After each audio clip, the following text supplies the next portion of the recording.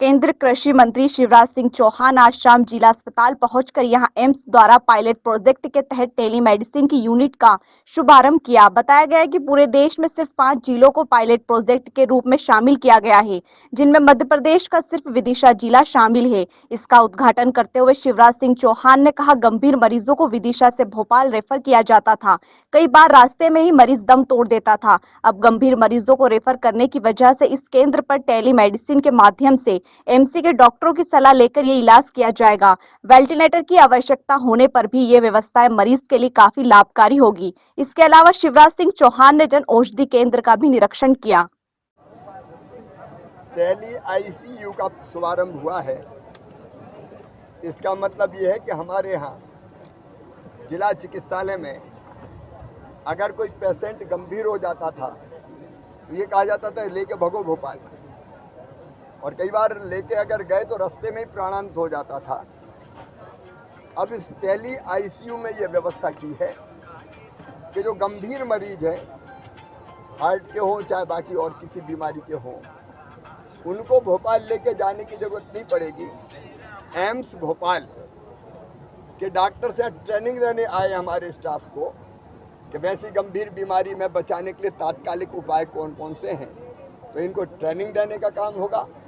और वहाँ से टेलीमेडिसिन मतलब यहाँ पेशेंट रहेगा और डॉक्टर वहाँ बताएंगे, तो वहाँ के डॉक्टर बताएंगे कब ये करना है, ये दवाई देना है, ये फलानी चीज़ होनी है। तो जो मरीज है उसको ले जाए बिना भी उसके प्राण बचाए जा सकेंगे। आज उसका शुभारंभ हुआ है।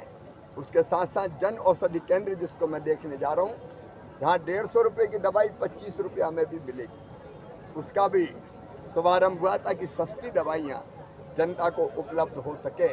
ये एक बड़ी सौगात विदिशा को मिली।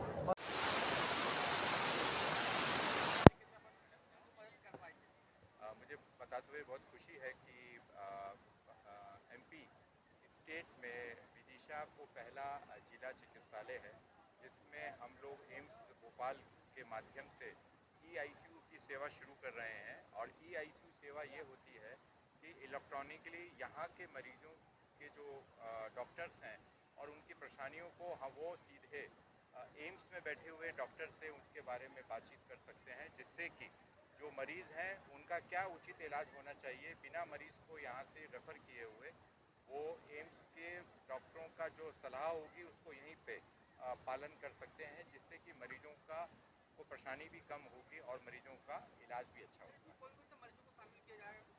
जितने सीरियस पेशेंट हैं, क्रिटिकल पेशेंट हैं जिनको वेंटिलेटर की ज़रूरत होती है, क्योंकि आपको पता है एम्स में भी एक कुछ संख्या में ही वेंटिलेटर्स होते हैं, बहुत ज़्यादा नहीं है हमारे पास।